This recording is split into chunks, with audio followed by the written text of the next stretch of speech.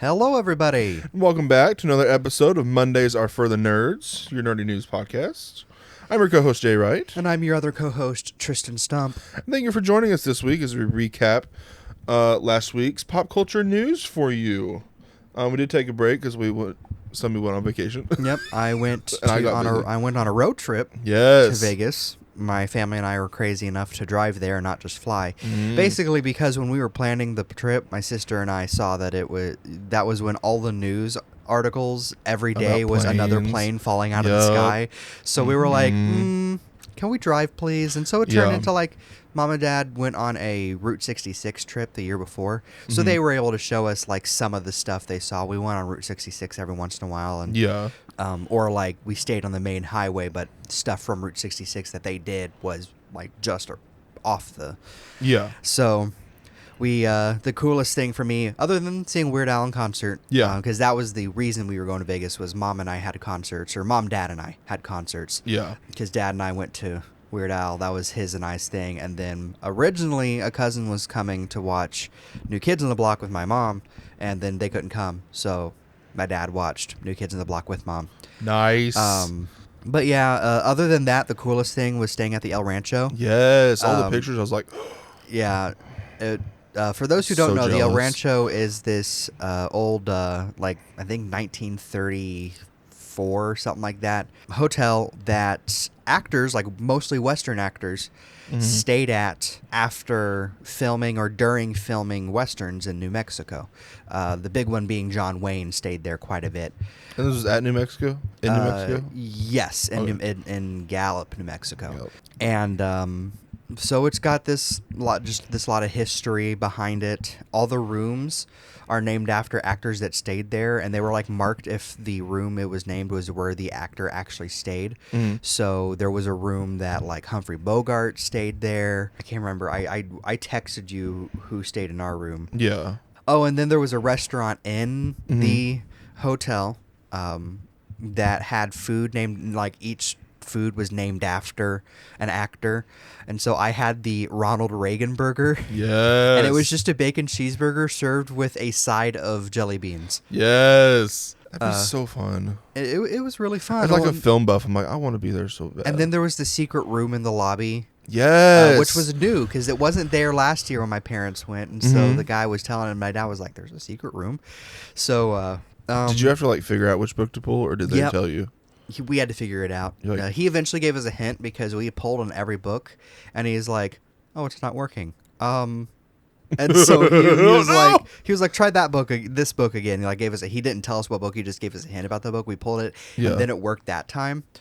So there was, but so it was cool. There was a cool. guest book specifically in that room to sign. That was separate from the guest book and the front of the hotel.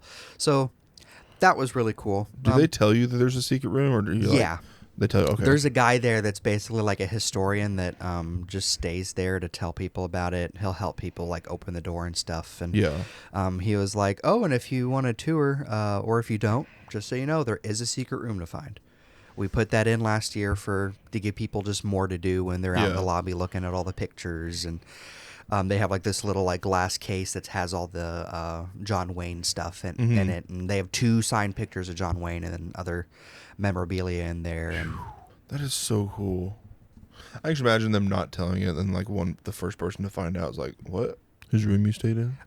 Roy Rogers. Yes. Yes. But yeah, so that was like a highlight. My sister, my dad, my aunt, and I did an escape room. Yes. I saw. I forgot to tell you because Jay knows a lot of this, Yeah. but I'm like giving him more detail than before. Yeah. We had 10 minutes to spare when we finished. Nice. More than we had. We were told that we worked together a lot better than most groups that went in there. Nice. Because we did one of the harder rooms, and it was cool because it was like a boss fight, or not a boss fight, like so we were trying to find these like 5 artifacts to put on a shrine, and then the artifact in the shrine would try to stop us. Like it would wake up and try to stop us. Yeah. And so the room would go dark, and there would be this low growl, and then these symbols above the artifact would glow, and you would have to find the symbols in the room and translate them to know what item to put under it, and it would go back to sleep. And when it was awake, the timer would speed up. Oh, This was like also like more of a technological one Yeah. than just yeah. So it was pretty cool.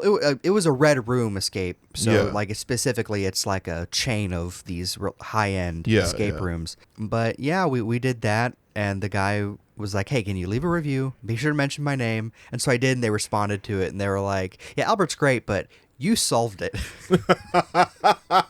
Yeah, shout out to Albert, Las Vegas Red Room Escape, right off the strip. There we go. Navigating Vegas. I bet. Oh my goodness.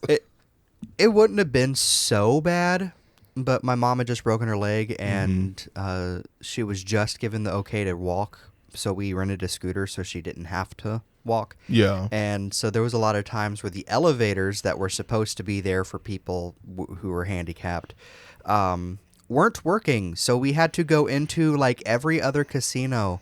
And because the way Vegas is built is they want to funnel you through everywhere to spend more money. Yeah. Which that's to be expected. Yeah. But like It's Vegas. Every way to get into everywhere is automated.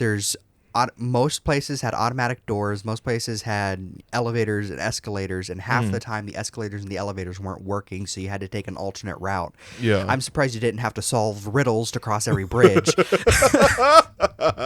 So my sister and I got pretty frustrated with that. I liked walking okay enough though, because you got to see sights. I mean, see sights. It was a lot of just hotels And lights. and I mean the lights and stuff. But Yeah. and then obviously people constantly trying to sell you things at all times. Yeah. I got complimented on my shirt on a shirt I wore a few times, and I was like, cool. Don't count one because it was just a girl trying to get me to take a picture with her. Yeah. So I was like. That you'd have to pay for. If you Yeah. hear and sounds. and how would I even explain having that picture? Yeah. You know? Yeah. But yeah, so that was my trip. Not the whole episode could be me talking about the trip. Yeah. Just because of the cool things we did. If you hear rain or thunder in the background, it's because started it is storming. currently like absolutely storming. I feel like just above the house. Yeah. But anyway, so yeah, that was where I was. And if people, because we never actually made a Facebook post or anything. Yes. Forgot. Last week's episode, or the episode that was supposed to go on the 16th the episode that was supposed to go on the 16th is dropping concurrently with this one. dropping with this one because I I'm at my last shift before leaving for vacation, where afterwards I would have edited the episode and posted it, injured myself and was not I had to lay down and let myself heal instead of sitting at a computer. So Yeah. It stinks that episode is going to be going out so late, but we at least want to get it out because we recorded it, and there would be no. And also, it's the episode where Jay got to talk about How to Train Your Dragon, and I feel like he would have smothered me in my sleep had we not let this episode air anyway. I'll go see it again and act like it's the first time. So you're getting a double feature, Yeah. which you'll already know about if you watch episodes in order. So Yeah. Or if you just see, we got 2 dropped. my idea honestly was to have this be Mondays or for Tuesdays. Ooh, have one on Monday, then one on Monday, Tuesday. one on Tuesday, and then that'll give me. I can edit one on Sunday and one on Monday. Mondays are for Tuesdays 5. Yeah, Mondays are for Tuesdays 5. The Empire Strikes Back. Did you do anything the last couple weeks that I don't have a life. other than Practice. the other exciting thing other than me going on vacation Yes. and going to Vegas is that Trent, who we mentioned several times on here, got married. And he was on the pod. And he's been on the last summer. podcast. He got married. Trent married. Ashley. Congratulations. Yeah. That was probably the biggest thing that I had. 2 weeks. Yeah. Yeah. Yeah. By the time this comes out, it will be 2 weeks. Yeah, that's about all I did. I finished Frasier, like all of Frasier. Good. I saw you were on. You had sent me a thing, so I figured you would finish it because you were on to Everybody Loves Raymond. Yep. I started Everybody Loves Raymond. I'm about 6, 7 episodes into that. I that show is hit or miss for me. Everybody Loves Raymond. Yeah. It's because I grew up. My parents grew up. They watched that and King of Queens concurrently when they were dating. Yeah. And / married with me as young. So like I grew up with those on TV all the time. So I'm like, oh, it's definitely a nostalgic thing for me. Oh, absolutely, Because I had babysitters who watched it, but my parents didn't care for it because the in-laws got on their nerves. And, Marie and Frank. Yeah. And I'll watch the episodes, and sometimes we'll be like, yeah. The constant of Marie just being like, well, you're not doing this right. Or you could do this better. I'm like, okay. Yeah. But yeah. I say in-laws. It's his parents. Yeah. But Deborah's they're in-laws. they're definitely like personality-wise, they're like the those in-laws. in-laws. Yeah. Oh yeah. But yeah, so My favorite so far has been in like episode 4 or something when they go to like a funeral, and he looks at Brad Garrett's character, I forget his name, and he's like, "You're not gonna make that sound, are you? You always make at funerals." And he's like, "No, I'm not." And I'll see what the sound is, and then Ray's like giving the eulogy, and you hear, "Arr!" That's it, and he goes, yeah. "I love it so much, I died." And then, as you know, the last 2 nights I started watching Underdogs. Yeah. I was not gonna not bring this up on the podcast. The new Ryan Reynolds narrated Nat Geo 5-episode animal docuseries. Hilarious. So hilarious. He shouted out his mom on all 3 episodes so far that I've seen. He ended episode 2 like he's complaining. He's like, "Oh my, I sound just like my mother. Love you, Tam Tam." They started episode 3 about mating, and it was like a viewer discretion. There's animals having sexual activities in this episode. Viewer discretion is advised. I mean, I let my kids watch it, but you probably have higher standards than I do. I love it so much. I'm loving it. I was dying. I am currently, and this is what made it's a draft. We'll bring tier list back for July because we forgot this Monday was going to be a June episode. Yeah. Anyway, but I had gotten into a conversation about like old obscure cartoons. Yes. And so we were rewatching 16 because I don't think I've seen. Is that the one you told me about? that's the animated sitcom about the teenagers that work in like this giant mall. Yeah. It's really funny. Mm-hmm. Definitely like an early 24 out of the 93, 96 episodes couldn't air in the United States because of Cartoon Network's like censorship standards. Yeah, because it's made for a slightly older audience, and even then, some of the episodes that made it over here, they cut jokes out. Yeah. And so I've been rewatching that, and that got me on a kick of like, oh, these other old cartoons I used to watch, like Kenny the Shark. And I have a toy from that one from McDonald's. And Tuttenstein, Time Warp Trio. And then some of the ones that were like, I would say towards the end of me finding like new cartoons to watch before I just watched the same stuff on like, because then I stopped watching things that weren't Cartoon Network and Nickelodeon, because it was like Discovery Kids, which turned into the Hub and became Discovery Family, and I think is Discovery Kids again or something. I think so.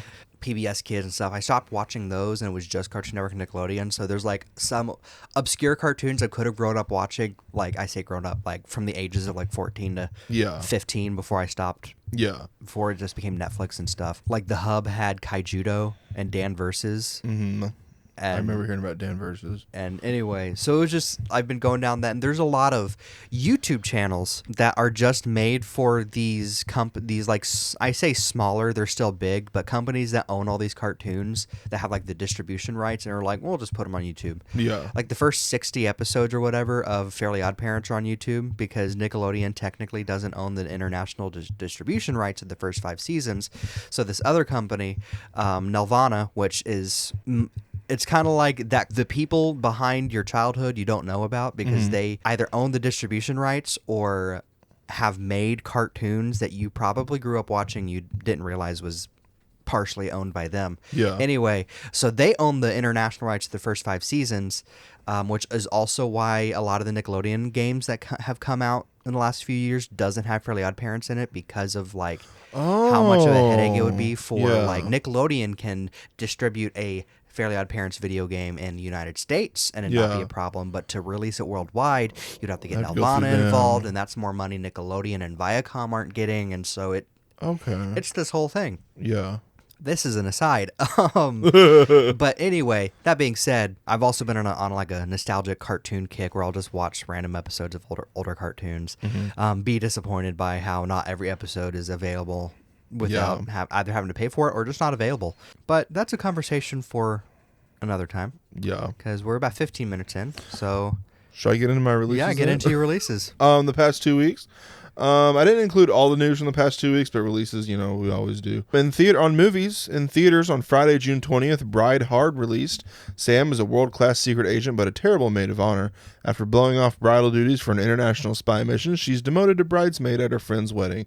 However, she soon gets a chance at redemption when armed mercenaries crash a ceremony, forcing Sam to take down the bad guys in a blaze of glory. Elio, for the second episode in a row, Elio, an underdog with an active imagination, finds himself inadvertently beamed up to the Communiverse, an interplanetary organization with representatives from galaxies far and wide.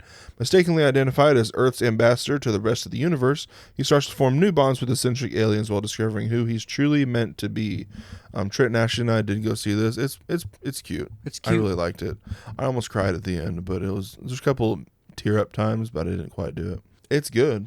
I wish it made more money, but we'll get into that later. 28 years later released, it's been almost 3 decades since the Rage virus escaped from a biological weapons laboratory.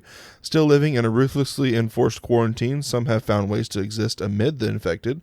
One such group of survivors lives on a small island connected to the mainland by a single, heavily defended causeway. When one of them decides to venture into the dark heart of the mainland, he soon discovers a mutation that has spread to not only the infected, but other survivors as well. And everything's going to be great. Released, as a smart family wrestle with their oversized dreams, they come to realize that the struggle to find your voice and your place in the world can happen no matter what stage of life you're in. On Friday, June 27th, Megan 2.0 released. 2 years after Megan, a marvel of artificial intelligence, went rogue and embarked on a murderous rampage, its creator, Gemma, has become an advocate for government oversight of AI. Unbeknownst to her, a defense contractor has created a military-grade weapon known as Amelia, the ultimate infiltration spy. However, as Amelia's self-awareness increases, it becomes less interested in taking orders. Hoping to stop Amelia, Gemma decides to resurrect Megan, making it faster, stronger, and more lethal. And F1 released. In the 1990s, Sonny Hayes was Formula One's most promising driver until an accident on the track nearly ended his career. 30 years later, the owner of a struggling Formula One team convinces Sonny to return to racing and become the best in the world. Driving alongside the team's hotshot rookie, Sonny soon learns that the road to redemption is not something you can travel alone. I did see it last week, as I said in the chat, and I wanted to drive home recklessly fast because it filled me with adrenaline. I love it so much. Brad Pitt just oozes charisma out of every single line. Really, really good. Of course, the director helmed Top Gun Maverick, so what are you to expect? On the streaming side of things, on Tuesday, June 17th, Sally released on Disney+, revealing the romance and sacrifices of their 27 years together. Sally Ride's life partner, Tam O'Shaughnessy, tells the full, iconic, and moving story of this complicated and legendary astronaut for the first time. Friday, June 20th, K-pop Demon Hunters hit Netflix. A world-renowned K-pop group balanced their lives in the spotlight with their secret identities as Demon Hunters. I did watch this when it came out. Really good, and like I told you, the music slaps. The Day the Earth Blew Up, a Looney Tunes movie released on HBO Max, and Frozen, the hit Broadway musical, hit Disney+. On TV, on Sunday, June 15th, The Chosen, The Last Supper, Season 5, hit Amazon Prime Video. Monday, June 16th, saw Walking with Dinosaurs docuseries premiere on PBS, and Marvel's Spidey and His Amazing Friends Season 4. Sunday, June 22nd, The Gilded Age Season 3 released on HBO. Tuesday, June 24th, saw the 3-episode premiere of Ironheart on Disney+. Wednesday, June 25th, saw Season 4 of The Bear premiere on FX and Hulu.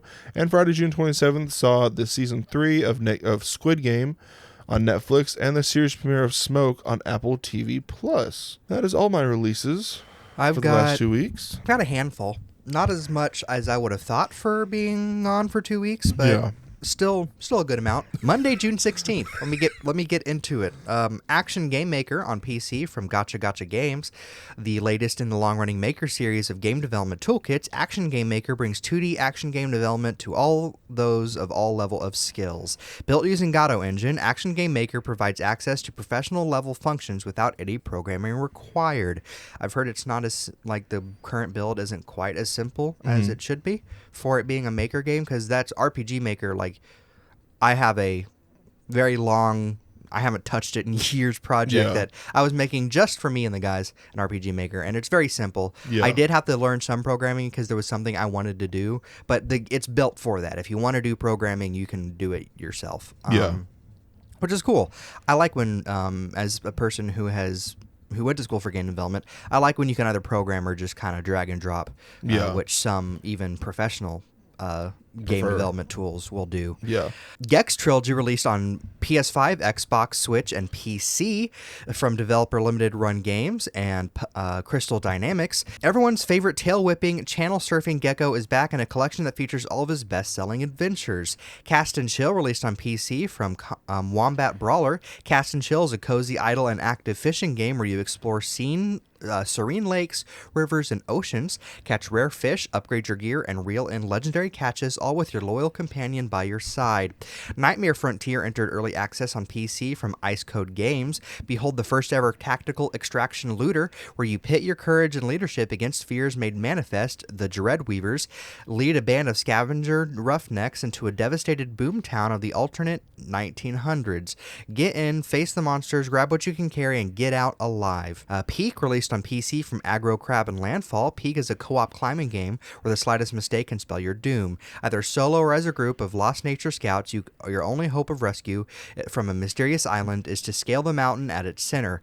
Do you have what it takes to reach the peak? That game looks hilarious because it has like the voice chat and you're all working together to climb up. I saw one clip where these people were playing with this kid, or it might not have been a kid. It might have just been a guy that can scream really loud, but he fell and he actually screamed like he was actually falling.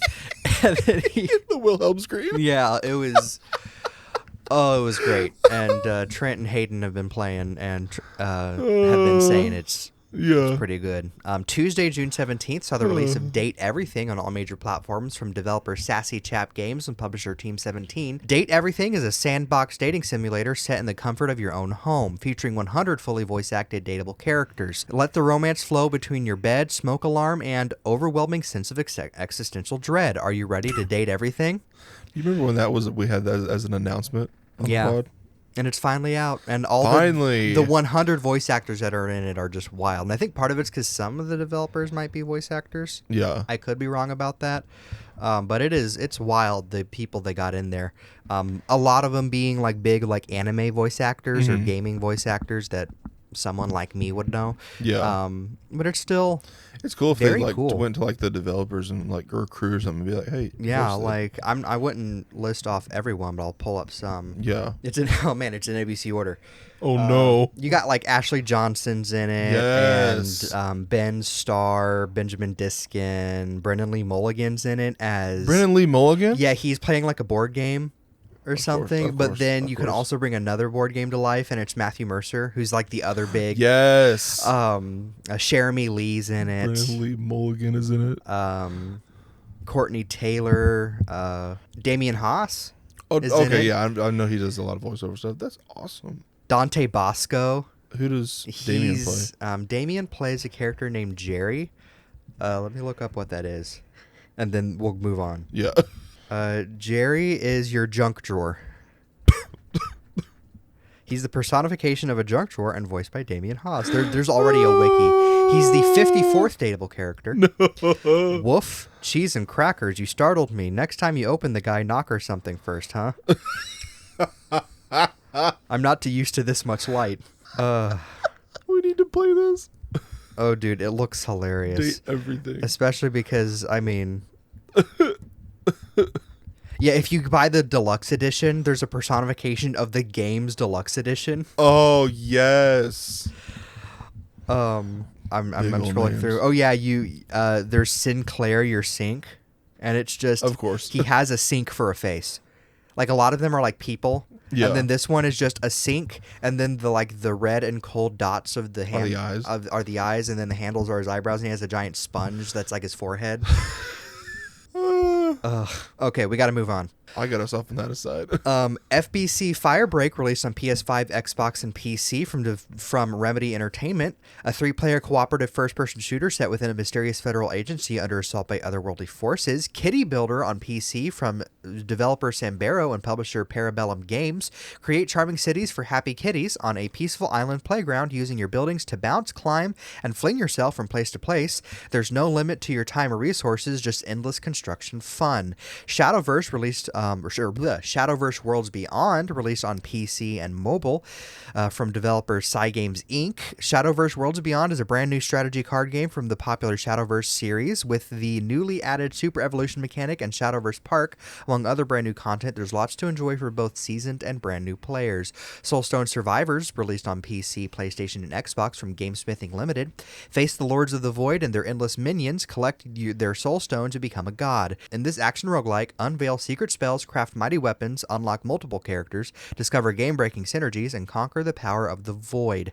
Lost in Random, The Eternal Die, released on all major platforms from developer Stormteller Games and publisher Thunderful Publishing. Take on an ancient evil in Lost in Random, The Eternal Die, a fast-paced action roguelite set in the whimsical world of Random. Play as Queen Alexandra and her die companion Fortune as you battle twisted foes, wield powerful relics and abilities, and roll the dice to escape the nightmarish realm.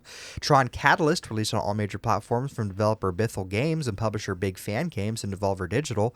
The Arc Grid stands on the brink of collapse. With your identity disc and light cycle, fight to escape by wielding the power of the glitch loop. Electrifying action and a rich story combined in a new adventure set within Disney's iconic Tron universe. And War Torn on PC from developer Skykite Studios. Harness the elements in fierce real-time battles while gathering and upgrading a crew of fantasy creatures in this roguelite adventure across a world torn apart by war. Wednesday, June 18th, saw the release of Hell Clock on PC from Rogue Snail and Mad Mushroom. Forge powerful builds with endless loot in this relentless combination of roguelike and ARPG. Blast through dungeons and unleash inhuman powers and a dark fantasy twist on Brazil's War of Canados. The Colony New Haven Chronicles, released on PC from Aurora Game Studio and publisher NDIO. New Haven is a utopia under a red moon turned into a dystopian nightmare. You're a prisoner with no name walking up in the middle of an emergency. Fight for survival guided by an enigmatic voice in your head. Explore a falling world, solve puzzles, and unravel dark secrets. As well as Awita Journey of Hope on PC from Ant Game Projects. Awita Journey of Hope is a captivating side-scrolling Metroidvania that follows the remarkable journey of a courageous girl determined to rescue her village from the clutches of a devastating epidemic. Still Wakes the Deep Siren's Rest DLC released, as well as Elder Scrolls Online Seasons of the Worm Cult expansion made its way to PlayStation and Xbox. And on Thursday, June 19th, Raido Remaster on all major platforms from Atlas and Sega. The story of apprentice detective and devil summoner extraordinaire Raido Kuzunoha, the 14th, returns in this remastered classic. Call upon your demons to solve supernatural mysteries and dispose of enemies. Rematch, released on PS5, Xbox, and PC from Slow Clap. Control one player on your team and compete in a fast-paced 5v5 match from an immersive third-person perspective. Team up with your friends and join the action. Through the Nightmares, released on all major platforms from Sandman Team, a challenge-driven platformer for anyone who's ever had a restless night. Run, jump, and change your size to overcome the nightmares, traps, face Morpheus, rescue children from an endless dream.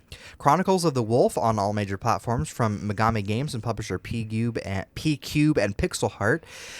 Hunts the legendary beast of Givaudan and Chronicles of the Wolf. Step into the boots of Matteo Lombardo in this epic adventure featuring brutal bosses, vast castles, and secrets to uncover. Narration by the legendary Robert Belgrade and other special appearances. Friday, June 20th saw the release of Become the Moon on PC from Feldspar Games and publisher Alibi Games. The deck-building auto-battler, draft cards, collect relics, and cast spells to create game-breaking combos. Assemble a team of oddballs and misfits and shoot for the moon. Sunday, June 22nd saw the release of Tobacco Shop Simulator from Business Tycoon. Run your tobacco shop, sign contracts with leading brands, other products, hire workers, expand your store, and never let your customers leave the store empty-handed. Play with friends or get solo and enjoy the growth of your shop. Are we a government plant? Is that what the get everyone addicted? So yeah. Monday, June 23rd. Monday. Monday, June 23rd saw the release of April Grove on PC from Color Grave. Undertake your new job as a forester in a mystic and peaceful world. Chop, gather, level up, and unravel the expansive forest in this splendor at your own pace, one log at a time. Gales of Nayeli on PC from Blind Coco Studios face an impending darkness threatening the world of Ivan, alongside Nayeli and an interesting cast of warriors. Control varied battlefields in grid-based strategy RPG format to bring an end to conflict that is certain to echo across the generations. Outrider Mako on PC from devs Asimoto Games and publisher Playism take on the role of Mako on her quest to seek out and subsequently deliver her deliverables in this top-down 2D action game. Jump on top of your enemies and slime them with goo to stop them in your tracks. Get those deliverables delivered. Tuesday, June 24th saw the release of Shuffle Tactics on PC from developer Club Sandwich and publisher The Arcade Crew. Shuffle Tactics is a roguelike deck-building tactical RPG. Strategize to survive tough battles, pick the right cards to create powerful synergies, and bond with your sidekicks to get an edge in battle. Adventure awaits. Will you arise as Asteria's new king? Wednesday, June 25th saw the release of Heroes of Mount Dragon on PC from Rune.io and publisher Indie.io. Unleash dragon morphing powers in this action-packed side-scrolling brawler. Choose from unique heroes, each with their own fighting style. Play couch co-op or online with up to 3 friends. Team up to defeat evil or compete for supremacy. Fun and accessible for all skills. How to escape Lost Submarine on all major platforms from developer Break First Games and publisher Maximum Entertainment. Team up with a friend to reach a lost submarine and prevent the outbreak of war. Work together on 2 devices to solve increasingly challenging puzzles where each of you has your own unique role to play. Second Chances on PC from Dead Pixel and publisher Indie.io. A turn-based RPG where every battle is a puzzle and every choice carries weight. Guide Paul Kimball, a troubled author trapped between life and death, through a haunting world built on his own imagination. No grinding, just pure strategy, exploration, and high stakes.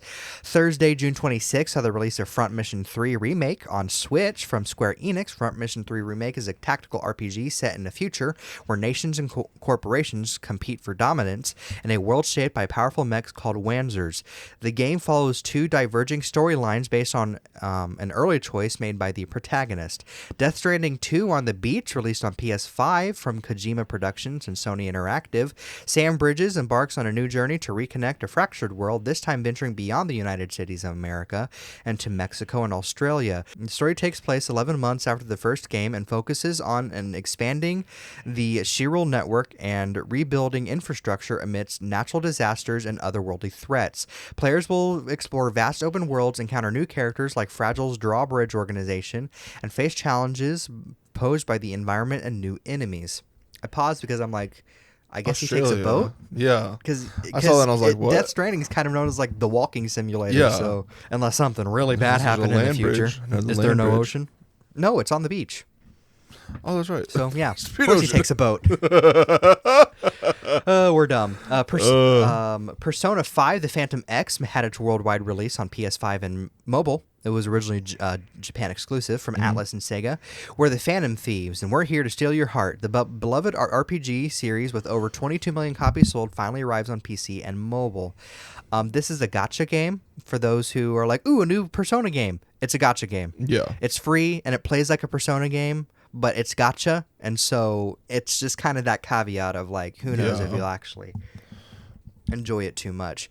Ruffy and the Riverside, released on PS5, Xbox, Switch, and PC from Zocrates Laboratories and Fifen Games. In Ruffy and the Riverside, you wield the magic swap to copy and paste textures, turn ice into lava or waterfalls into vines. Explore, fight, skate on straw bales, and unleash your imagination in the quirky open-world action game.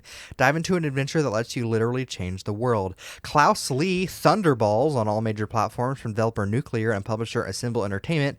Dive deep through the neon-hued brass and body 80s-inspired reimagined classic 2D action platformer with your favorite badass kraut, Klaus Lee. Dust off your jetpack, grab your dynamite, and prepare your laser eyes and dive into Klaus' first challenging adventure. System Shock 2 25th Anniversary Remaster on all major platforms from developer Night Dive Studios. System Shock 2 25th Anniversary is a genre-defining experience that established innovative gameplay mechanics mechanics that are a staple to first-person shooters and RPGs today. Survive the wretched corridors of the Von Braun. Your training has prepared you for this. And finally, on Friday, June 27th, we saw Horizon Journey on PC from Redivided Studios embark on an epic adventure to Mars in Horizon Journey, an open-world survival game that blends colonization, terraforming, and exploration in both single-player and multiplayer co-op modes. You're tasked with the monumental challenge of making Mars a new home for humanity. And Tamagotchi Plaza on Switch from Hyde and Bandai Namco. Tamagotchi Plaza sees players becoming shopkeepers in Tamahiko Town, engaging with more than 100 Tamagotchi as they open, customize, and grow more than a dozen different shops and enhance their reputation in town. It kind of looks like if Animal Crossing was a minigame collection. Mm-hmm. And finally, Oceanhorn Chronos Dungeon on PC from developer Corn Fox Brothers and publisher FDG Entertainment. Oceanhorn Chronos Dungeon is a new chapter in the Oceanhorn universe set 200 years after Oceanhorn 2. Find out if your heroes can defeat Chronos and change the course of history. And that's my releases. I got my first batch of news. For posters this week, we got posters for Project Hail Mary, Alien Earth for the third episode in a row, and The Naked Gun. In terms of trailers and teasers, we got trailers for Splitsville, and releasing September 5th in theaters. Weapons for the third episode in a row, releasing August 8th in theaters. The Strangers Chapter 2, releasing September 26th in theaters. Roofman, releasing October 10th in theaters. Eden, August 22nd in theaters. Begonia, October 31st in theaters. And Witchboard, releasing August 15th in theaters. In release dates, Shelby Oaks, Chris Stuckman's horror movie, will release on October 3rd in theaters. Neon has doubled the film's budget to add more gore and violence, as well as film some reshoots inside the real prison/museum from The Shawshank Redemption. The Wonderfully Weird World of Gumball for the second episode in a row premieres July 28th on Hulu. Return of Silent Hill releases January 23rd in theaters, and Sinners for the 9th episode in a row releases on Max on July 4th. In terms of castings, The Hunger Games, Sunrise on the Reaping, Jaleel Swabi has been cast as Panache, Laura Marcus as Silka, Percy Daggs IV as Ampert, Rada Ray as Welly, and the casting director continues her run gunning for that Oscar by casting Glenn Close as Drusilla and Billy Porter as Magno Stift. That cast continues to get huge names. Dune Messiah, Nakoa Wolf Momoa, and Ida Brooke have been officially cast as the twin children of Paul Atreides and Chani. Nakoa Wolf is the son of Jason Momoa, who is also returning for the film. Dave Bautista is being eyed to star in Roadhouse 2. Russell Crowe has been cast alongside Henry Cavill in the Highlander movie. And Street Fighter announced some more castings. Kalina Liang has been cast as Chun-Li. 50 Cent has been cast as Balrog. And Andrew Scholes has been cast as Dan Hibiki. And that is all for my first batch of news. My gaming news, Warner Brothers Games has restructured its operations into divisions based on 4 key franchises: Harry Potter, Game of Thrones, Mortal Kombat, and DC. Boring. Yep. Kind of stinks that they're not going to let... I mean, yeah, Multiverses didn't go well, but come on, man. Yeah. Like, you've got so many other... Another good way to sell games is to appeal to kids, and... Yes. I guess you can do that with DC somewhat, but man... Just focusing on those 4. Just focusing on those 4 specifically. Yeah. When you've got, like... There was a day when one of their big gaming pillars was Scooby-Doo, because, you know, licensed games was just a big thing. I feel like you could still do that. If you would actually release Scooby-Doo projects so he would stay relevant. Anyway, moving on. Donkey Kong Bonanza had a direct. I can't remember the date at this moment because it was during Tuesday. It was during my vacation. No, it was Wednesday or Thursday. But we got a first look at Cranky, or we didn't get a first look at Cranky Kong and Rambi. We got another look at Cranky Kong and Rambi being in the game. Pauline was revealed to be the Odd Rock in her true form, as in her. She is 13 years old in the events of this game, so she's not like fully grown Pauline. She's just big enough. She's just small enough to be on Donkey Kong's shoulder for the game. Yeah. Her singing can transform Donkey Kong into a zebra or flying ostrich or a super ape form known as Bonanza. So Bonanza zebra, Bonanza ostrich. And that gives him a different like super moves that help him traverse the world. Costumes for Donkey Kong and Pauline that have different buffs as well as just looking cool. And then a Pauline and Donkey Kong amiibo were released alongside the game. The amiibo can unlock a Pauline costume early. Amongst other things that were revealed about the game. So further look at the story, some other gameplay things, all of Donkey Kong's movement options. There's basically a 3D modeling mode where you'll get like, you can either alter already 3D models or you can make 3D stuff yourself Oh. by using the mouse mode of the Yeah. Joy-Con. Pretty cool. Very excited for that. That comes out July 17th. I love you want to play that really bad. Dude. But like we said, it's going to be like a Discover Fest. Yeah, it's just go. And it's very obviously, if it's not the same team, it's a bunch of people from the same team that worked on Mario Odyssey, just based on things I've seen of it. Yeah. 2K Games confirms that Borderlands 4 will cost $70. First-person survival horror game Bleak Haven was announced for PC, inspired by the Resident Evil series and The Ritual. You play as Tyler, the player seeking out his missing brother after a phone location leads him to a foggy remote island where, spoiler alert, bad things happen. Combat is promised to be fast, complete with finishing moves. You can perform when your enemy is sufficiently weakened or surprised. Guns are limited. You'll be primarily be using whatever melee weapons you can scrounge up or craft. Deltarune Chapter 5 has been confirmed for a 2026 release. And then Sonic Racing Cross Worlds confirmed during the Kids' Choice Awards that SpongeBob and Patrick will race around in the paddy wagon across Bikini Bottom racetrack in the game. And then DLC for Teenage Mutant Ninja Turtles, Mutant Mayhem, and Avatar The Last Airbender will also be available in the future. I just hope those last 2 packs are not also Paramount properties. Yeah. But it's so cool to see them there. It just stinks that all the DLC characters, even the ones that are owned by Sega, won't have voice lines. Yeah. So it's weird. Little Nightmares 3 will release on October 10th, and other Little Nightmares projects were also announced. Little Nightmares VR Altered Echoes, a stop-motion project that has not have a title yet, and a comic book titled Little Nightmares Descent to Nowhere were also announced. Nintendo's Switch 2 game Drag X Drive, which uses the mouse controls, will release on August 14th for $20. Only on the eShop.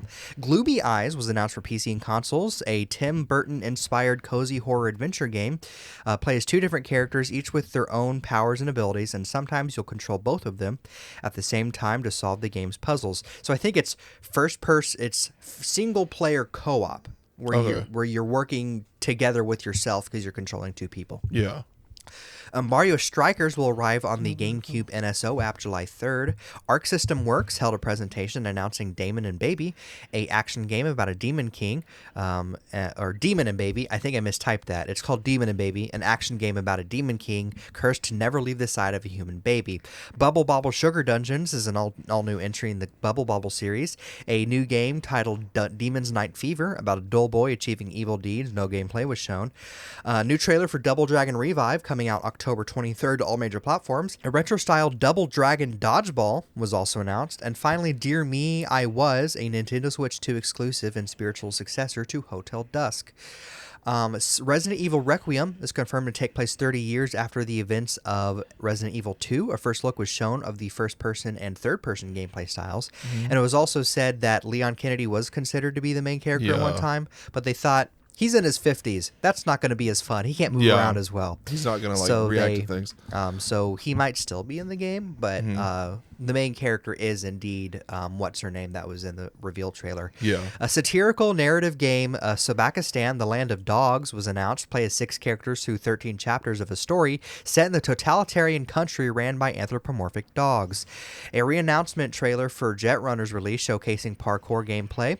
A cinematic trailer was released announcing Chains of Luka Moir, a action-adventure set in the Slavic underworld coming to PC.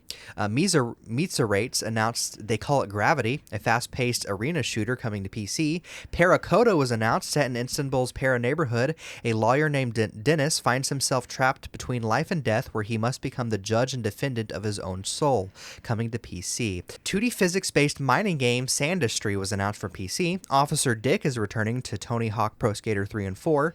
Meltopia was announced, a minimalist game about exploring a snowy world with secrets that can be uncovered using your heat gun, coming to all major platforms in 2025. Supermarket Simulator meets horror in Hellmart, coming to PC. Contend with odd customers and murderous cereal mascots.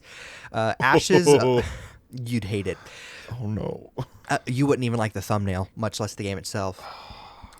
Ashes of Elrond DLC was announced for Chained Echoes coming August 7th. Gig Crawler was announced, an isometric roguelike from Slimy Studio coming to PC. Goosebumps Terror in Little Creek was announced, a stealth adventure game based on the book series coming to PS5, Xbox, and PC August 29th.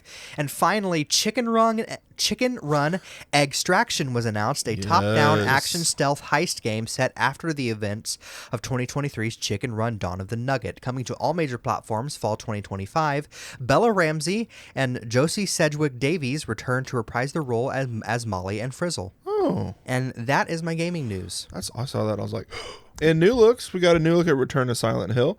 New look at Josh Brolin, Julia Garner, Alden Ehrenreich, and Benedict Wong and Weapons for the third episode in a row. New look at Tron Ares. And our first look at Quaritch and Spider in Avatar Fire and Ash. And first looks, got a first look at The Strangers Chapter 2.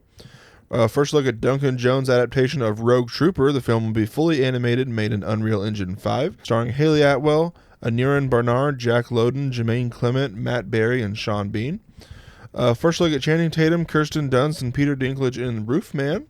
First look at Cillian Murphy and Steve. The film follows the day in the life of a head teacher and his students at a last chance reform college. First look at Tessa Thompson and Nia DaCosta's new film, Hedda, that follows a woman stuck in a loveless marriage who yearns for a life her husband can't provide, but when a former lover reappears, her life begins to unravel. And first look at Yorgos Lanthimos' new film, Begonia, starring Emma Stone and Jesse Plemons. In box office earnings, Materialist, for the second episode in a row, earns $12 million on its opening weekend, which is the third biggest domestic opening weekend ever for an A24 film. Mission Impossible: The Final Reckoning patched $500 million worldwide. 28 years later, earned $5.8 million in domestic previews and $14 million in its domestic opening day, opening with $30 million domestically, which is the biggest opening of the franchise. And Elio, for the second episode in a row, unfortunately had the worst box office opening for a Pixar film ever, with $21 million domestically. It's because Pixar spreads news of their originals by carrier pigeon. I would blame that on Disney, not Pixar. Disney? Yeah, Disney. Especially going by how, like, this CEO or whoever of Yeah, he's Pixar, like the way he was talking about originals of, like, well, I guess they have to fail, but we still want to make them. Yeah. Like, he's like, because Yeah, I think it was, Disney. I don't know if you ever wrote down your notes, but he did this interview and a lot of quotes were coming out about it that made me feel better about how Pixar sees their They're originals, going like, even if they're not Yeah. performing well, because he's like, yes, we do the sequels so we can make originals. Yeah. Because I think I do have those in my quotes. and then he said that them failing is better than making Toy Story 27. Yeah. So Yeah. we're getting Which is fair. We're It's getting fair. Toy Story That's fair. 5 so Elio can come out. So they'll make all that money from Toy Story 5 And Hoppers. because the general audience doesn't. Yeah. We want original, except we won't go see it. Exactly. That's a debate that's going to happen. Glenn Powell for the third episode in a row, who will star in an untitled firefighter movie for director Ron Howard. And the first trailer for Edgar Wright's Running Man remake has been rated and ready for release. How to Train a Dragon for the seventh episode in a row opens with $83.7 million domestically, which is the biggest opening weekend ever for the franchise. And as of the middle of this past week, it has passed $350 million worldwide and is on track to become the highest grossing film in the franchise. In new announcements, a new Harold and Kumar movie is in the works, with Cobra Kai creators John Hurwitz, Hayden Schlossberg, and Josh Heald writing and directing the film. John Cho and Cal Penn will return. I think they're talking to Neil Patrick Harris to return as well. An adult animated film set in the Death Stranding universe is in the works, with Aaron Guzikowski, who wrote Raised by Wolves, is writing the script. Mindhunter could potentially return in the form of 3 2-hour-long movies. Holt McCallany met with David Fincher, who floated the idea. Corey Michael Smith will star in Jeremy Saulnier's new film October for A24, described as a fugitive thriller set during Halloween. Daisy Edgar Jones will star in a film adaptation of Jane Austen's Sense and Sensibility, directed by Georgia Oakley. A live-action Bratz movie is in the works, with Kim Kardashian in talks to play the villain. That's kind of perfect. It is, yeah. The Social Network Part 2 is in the works, with Aaron Sorkin set to write and direct. Unknown if Jesse Eisenberg will return as Mark Zuckerberg. Dave Bautista will finally star in his own rom-com, The Romantic, after wishing to star in one for years. The film follows a man who is secretly a romance author named Francine, but he must hire a woman to pose as him at a convention to avoid scrutiny. You know what I thought of when I saw that? What? Nora. Don't bring her on here. I'm not gonna say it. Don't But taint our show with Nora. With Nora. I had to bring her up. No, that sounds hilarious. I'm glad he's getting to do that. A sequel to the live-action Lilo and Stitch remake is in the works. Paul Dano is in talks to write and direct an untitled comedy for Universal, which the Daniels are said to produce. Michael Bay is developing a new Transformers movie that he wants to direct, and Transformers 1 director Josh Cooley is developing a new live-action Transformers movie. And Scarlett Johansson says she's moving forward with her Tower of Terror movie at Disney. In my miscellaneous mentionables, Tom Cruise will be getting an honorary Oscar this year. The Academy is giving him the Oscar for his, quote, commitment to our filmmaking community, to the theatrical experience, and to the stunts community. Lego announced their 2 new 90s idea sets are going to be a Wallace and Gromit set and an X-Files set. Finally. I'm going to buy that day one. Wallace and Gromit. I'm getting X-Files That looks, day one. if it's like the same that the idea is, oh, it looks so cool. We've been waiting so long for an X-Files set. I know. Like, there's even at, like, David Duchovny and Gillian Anderson. Gillian. I forget. I think it's Gillian. Why would it be Gillian? I'm tired. Gillian Jacobs from... It's too anyway. That's probably why I did it. Yeah. Anyway, they've both acknowledged, like, having a Lego set would be so cool. And so I think even when this Lego set was announced, Gillian Anderson retweeted it and was like, we're finally here. Yes. Like, she was like, yes. It's going to be so cool. Obviously, they'll both be adjusted from... Yeah, from what the thing is. Because I would say, like, the mouthpiece that they had for the Wallace and Gromit set kind of looked a little creepy. Yeah. Just being... Yeah. But I want that motorcycle thing where it's like buildable, but also want like the little stands of the minifigures. Mm-hmm. And I need a Feathers McGraw minifigure. That probably won't happen. I need it. Lego, I've spent so much money on you. You owe me a Feathers McGraw minifigure. The tagline for Christopher Nolan's The Odyssey will be, quote, defy the gods. Big James Bond news this week. Denis Villeneuve is set to direct the next James Bond film. He said, quote, some of my earliest movie-going memories are connected to 007. I grew up watching James Bond films with my father ever since Dr. No with Sean Connery. I'm a diehard Bond fan. To me, he's sacred territory. I intend to honor the tradition and open the path for many new missions to come. This is a massive responsibility, but also incredibly exciting for me and a huge honor. He has only signed on to direct one film, but that could change if it's successful, and he will not have final cut on the film. Which means we are going to have a feast of a James Bond movie. Absolute feast. Denis Villeneuve is so amazing. And on Amazon's casting wish list to play the next James Bond are Jacob Elordi, Tom Holland, and Harris Dickinson. Personally, if it's one of those three, I prefer Harris Dickinson as opposed to the other ones. But that's just on that's no in talks to play or anything. That is all of my miscellaneous news. I have some anime news. The webtoon Teenage Mercenary will be getting an anime adaptation. At the age of 8, Lee Jin-yu lost his parents in a plane crash and became stranded in a foreign land, forced to become a child mercenary in order to stay alive. He returns home 10 years later to be reunited with his family in Korea, where food and shelter are plenty and everything seems peaceful. But Ijin will soon learn that life as a teenager is a whole other feat of survival. With only 1 year of high school left, Ijin must master new tactics to maneuver his way around the schoolhouse battleground. Can he survive a year of high school, or rather will the school be able to survive him? The Demon King's Daughter is Too Kind TV anime was announced, but despite being born as a demon, Dao's kindness knows no bounds. Such is her kindness that she can soothe heinous demons, violent monsters, human slaves, and even angels, her kind's sworn enemy alike. It also makes her father, the Demon King, too occupied with caring for her to lead any raids. The Demon King's aide, Jai, sees this and sets out to turn Dao to a worthy demon through a series of trials. Little does he know, these trials only deepen Dao's kindness, which causes a small ripple in a not-so-kind world. Gaiman Baito-kun no Nichijou, a TV anime adaptation announced for a winter 2026 release. This is a world where murder and torture is legal. Among the many torture contractors, Spiritus is one of the leading corporations that only targets villains and treats its employees well. 4 part-timers work comfortably there, carrying Senior Sero, living legend Siu, the energetic Mike, and serious but kind Hugh. There's also a garbage man, a janitor, and even a hitman, not to mention pleasant and dependable specialists, every day with these unique coworkers in an unexpectedly chill and the slightly dark workplace comedy. Wild. That's a comedy. Dude, I could just see it of being like, you know that scene from Fargo where he's putting the guy in the wood chipper, but it's like in an office setting, so it's like there's just blood going everywhere. It's like, oh hey, did you catch the game last night?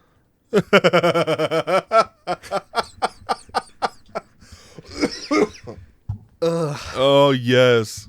The Laughing Salesman manga is being adapted into a live-action drama set to premiere in Japan on Amazon Prime July 18th. A live-action anime adaptation of Wataru Momose's romantic killer manga is set to release in Japan December 12th, 2025, and premiering in July 2025. 99 Ruler's Crown. The first 2 episodes premiere July 5th.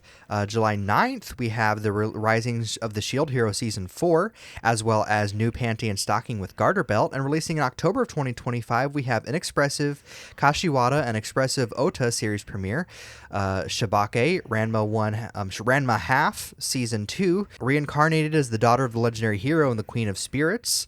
Toa no Yagure, the original series premiere. The series follows Akira, who falls into a coma and wakes up in the ruined city of a future world where AI technology has greatly progressed and an organization called OWL controls the population, and a new system called Elsie has supplanted marriage. An android named Yagure, who resembles Akira's beloved girlfriend, Tawasa, approaches Akira and asks him to marry her. Akira, believing he'll be reunited with Tawasa, embarks on her journey to Yagure through this new world. Premiering in 2026, we have From the Old Country Bumpkin to Master Swordsman Season 2, Taemin's B-side rom-com anime in January 2026. Mobile Suit Gundam Hathaway, The Sorcery of Nymph Circe, releases winter 2026. Fist of the North Star anime adaptation premieres 2026. That must be a remake, because Fist of the North Star is like a classic one. Jadagar, A Witch in Mongolia, premieres in 2026. And The Angel Next Door Spoils Me Rotten Season 2 in April 2026.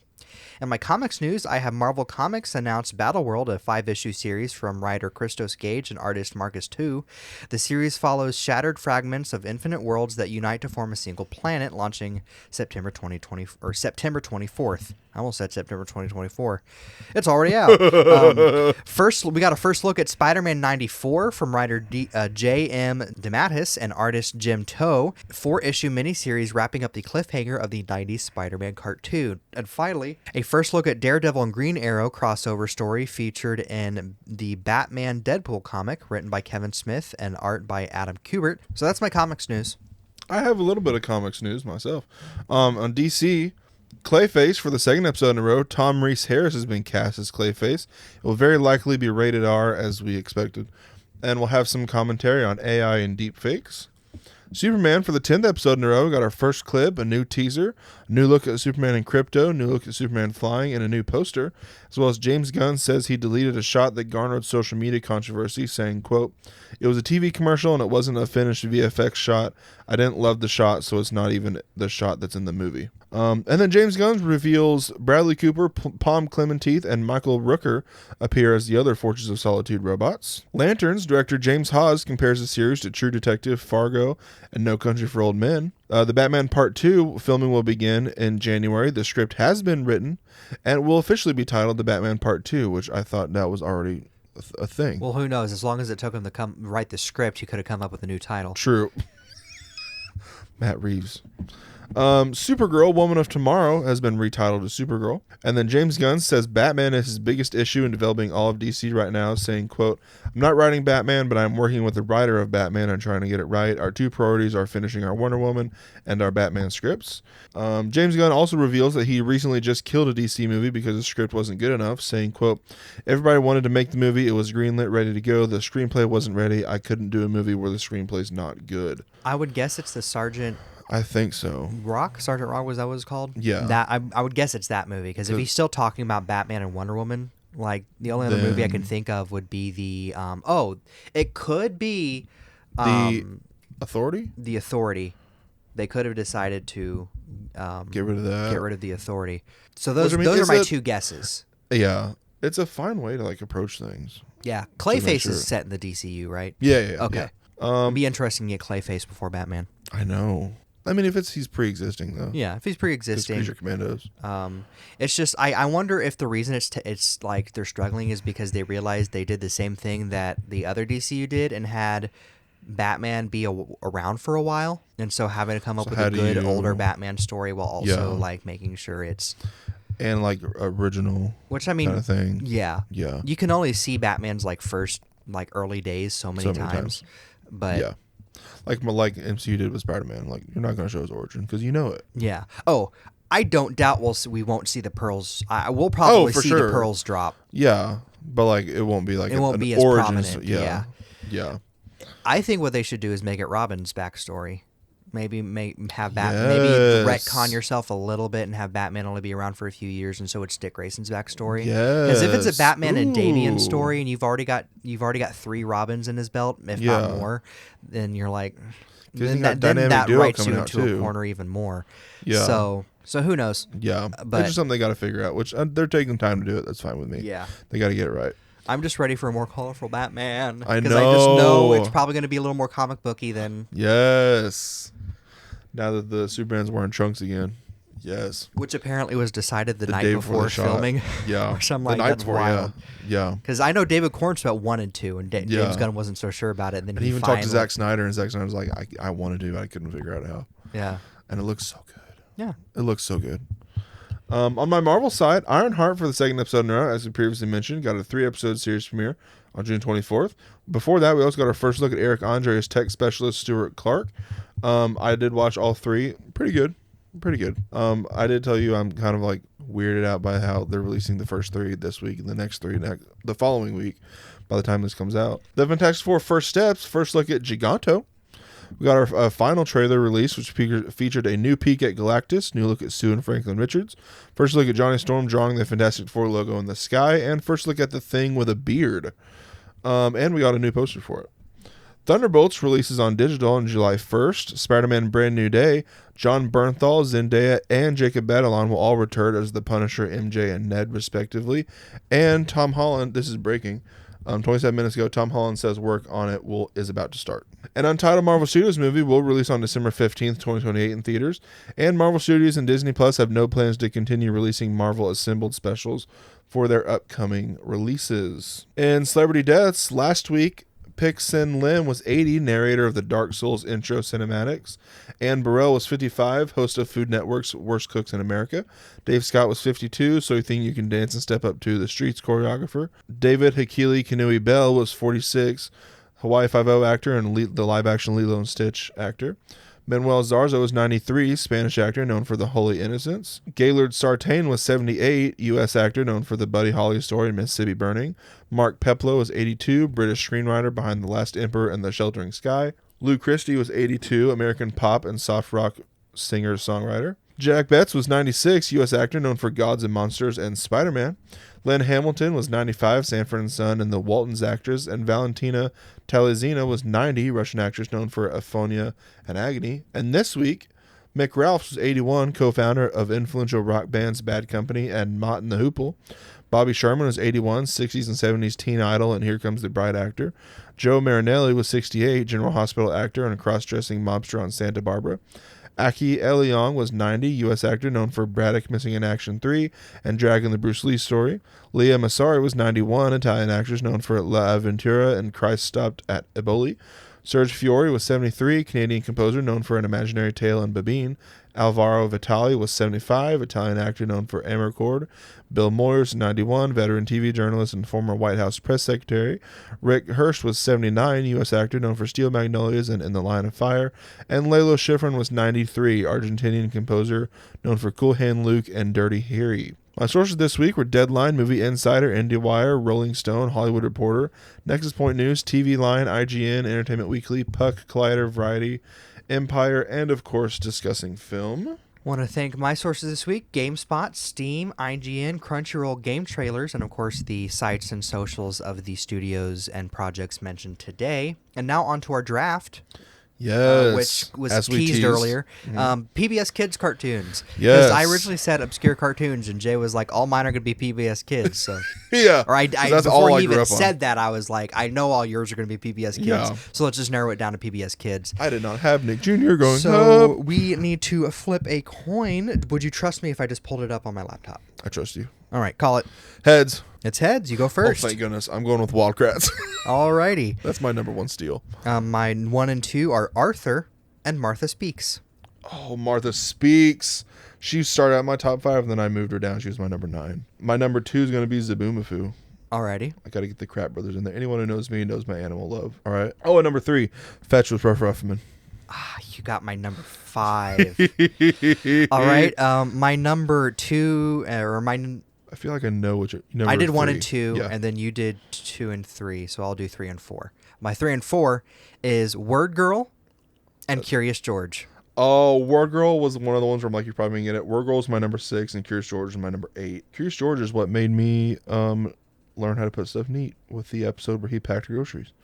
My number 4 is going to be Maya and Miguel.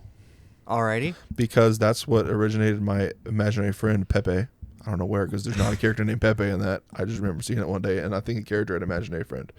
And then my number 5, I'm seeing my next one's available. I'm going to take Dinosaur Train. Alrighty. My number 5 is Clifford the Big Red Dog. Wow, I thought you were going to say Cyber Chase. Nope. Cyber Chase is, I actually forgot to write it down. I didn't get to 10. I just wrote down a couple extra in case. My others I had written down were Word World and Postcards from Buster. Word World. Oh, Postcards from Buster. My other ones were Cyber Chase, my number 7, and The Cat in the Hat knows a lot about that. Yeah. Featuring Martin Short.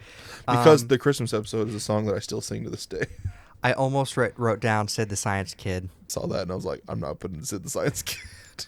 I have a love for that cartoon because of how, not bad. I can't say any animation for PBS Kids cartoon is bad because it's all publicly funded.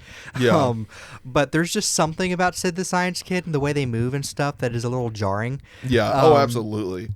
Absolutely. I especially that agree. episode where he learns about how cartoons are made, and so he just phases through the wall and stuff. Where it's just exactly. It's like. Anyway. So I got my top 5. Which means I would say means you win. Yeah. Yeah. That was my top 5. Technically, I did have Zaboomafoo at number 1, but I was so afraid of you stealing Wildcrats from me. I'm like, I need to take Wildcrats first, and hope and pray you don't take Zaboomafoo. I forgot to write down more live action stuff because Reading Rainbow would have been in my top 5. I almost put Between the Lions would have been. Between Electric Company. Dude. Especially because the dudes popped off. I never actually watched the old Electric Company. No, I neither. I only ever watched the new one that was on Nickelodeon. And the guy went on to be in William Jackson Harper. Yep. The Good Place. Anywho. God, I love Fetch with Ruff Huffman. I guess we'll wrap that up here. Yes. We actually went through this pretty fast, faster than I thought. We did. For a 2-week episode. So that means we're getting better at this, I think. Yes. Except for releasing it. We're 1 year. And other projects that we have that are sitting on my laptop untouched since April. Oh no! I forgot about that. People are like, are they ever going to continue Super Mario RPG? Yes. We will. We will. We have. It's there. It exists. We have 2 extra episodes, and then 2 episodes of another of Jeopardy. others. We have Jeopardy, which I'm gonna have to rewatch to remember what we're naming the episode. I know it was some kind of pants. And then snipper clips. Yeah. And then we have other ones. We have other ones we decide we want to play, but we have to get a new capture card. Split fiction. Anyway.